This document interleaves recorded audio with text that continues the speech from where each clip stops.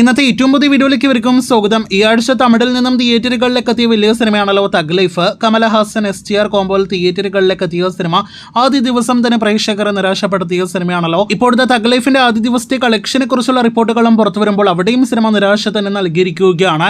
കേരളത്തിലാണെങ്കിലും world wide ആകിയ കളക്ഷന്റെ കരുത്തിലാണെങ്കിലും ആദ്യ ദിവസം പ്രതീക്ഷ ലെവലിലേക്ക് സിനിമയ്ക്ക് എത്തപ്പെടാൻ കഴിഞ്ഞിട്ടില്ല.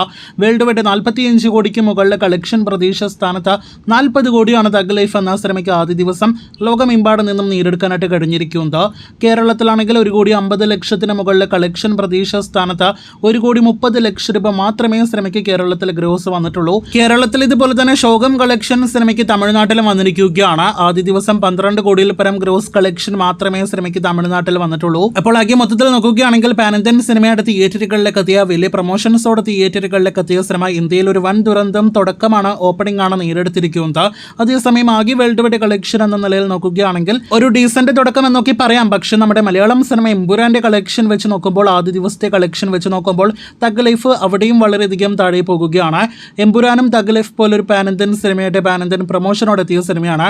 തഗ് ലൈഫ് വിദേശത്തെല്ലാം തന്നെ വലിയ പ്രൊമോഷൻസ് നടത്തിയ സിനിമയാണ്. എമ്പുരാൻ ഇന്ത്യയിൽ മാത്രം റിലീസിനോടടുത്തുള്ള ദിവസങ്ങളിൽ പ്രൊമോഷൻ നടത്തിയപ്പോൾ തന്നെ ആദ്യ ദിവസം സിനിമയ്ക്ക് വേൾഡ് വൈഡ് ഗ്രോസ് ആയിട്ട് വന്നത് 68 കോടി വേൾഡ് വൈഡ് ഗ്രോസ് കളക്ഷൻ ആണ്. ഈ വർഷം ഇതുവരെ മറ്റൊരു സൗത്ത് ഇന്ത്യൻ സിനിമയ്ക്കും എമ്പുരാന്റെ FT കളക്ഷൻ റെക്കോർഡ് മറികടക്കാനായിട്ട് കഴിഞ്ഞിട്ടില്ല. ഇപ്പോഴത്തെ തഗ് ലൈഫ് പോലെ ഇത്രയധികം ലെജൻഡ് കോംബോ എല്ലാം തന്നെ ഒരുമിച്ച വലിയ താരനിര ഭാഗമായ സിനിമയ്ക്ക് മറികടക്കാൻ കഴിഞ്ഞില്ല എന്ന് പറയുമ്പോൾ എമ്പുരാന്റെ റേഞ്ച് ഏത് ലെവലാണെന്ന് ഒരിക്കൽ കൂടി വ്യക്തമാക്കുന്നു. ഇതിനിടയിൽ തഗ് ലൈഫ് എന്ന സിനിമയ്ക്ക് പോസിറ്റീവ് ലഭ്യമായാൽ പോലും 50 കോടിയൊക്കെ കൂടിപ്പോയാൽ വേൾഡ് വൈഡ് കളക്ഷൻ വരുമായിരുന്നുള്ളൂ എന്നാണ് നാം മനസ്സിലാക്കുന്നത്. അപ്പോഴും എമ്പുരാൻ 68 കോടിയാണ് ആദ്യ ദിവസത്തെ വേൾഡ് വൈഡ് ഗ്രോസ്. ഇതിനിടയിൽ എമ്പുരാന്റെ കേരള കളക്ഷൻ പോലും ആദ്യ ദിവസം തമിഴ്നാട്ടിൽ തഗ് ലൈഫിനെ നേടിയെടുക്കാനായിട്ട് കഴിഞ്ഞിട്ടില്ല. എമ്പുരാൻ ആദ്യ ദിവസം കേരളത്തിൽ 14 കോടിക്ക് മുകളിലായിരുന്നു കളക്ഷൻ. തഗ് ലൈഫ് 13 കോടിയിൽ താഴെയാണ് തമിഴ്നാട് കളക്ഷൻ. അപ്പോൾ ലാലേട്ടന് ഇവിടുത്തെ ചില പ്രമുഖ നടന്മാരോട്, ഒരു തേങ്ങയും ഇല്ലാത്ത പ്രമുഖ നടന്മാരോടല്ല കമ്പയർ ചെയ്യേണ്ടത്, അന്യഭാഷ നടന്മാരോടാണ് എന്നതിന്റെ പൊരുൾ ഒരിക്കൽ കൂടി വ്യക്തമാക്കുകയാണ്. കാത്തിരിക്കൂ കൂടുതൽ ഇതുപോലുള്ള സിനിമാ വാർത്തകൾക്ക്.